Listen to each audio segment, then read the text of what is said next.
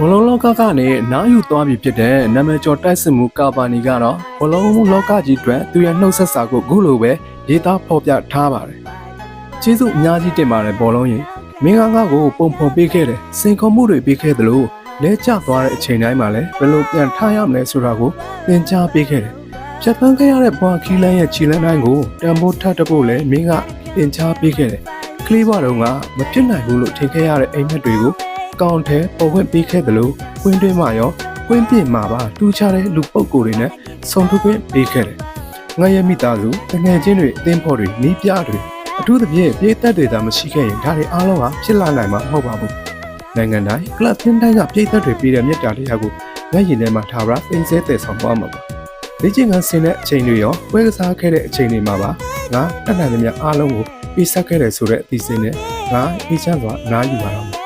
အမားတွေအောင်မြင်မှုတွေစီးခဲ့ပေမဲ့ငါ့ကိုအများကြီးပေးဆက်ခဲ့တဲ့ဒီအလောက်ကိုင်းမို့အမြဲတမ်းလေးစားမှုထားရှိသွားမှာပါချစ်တဲ့အဲရီ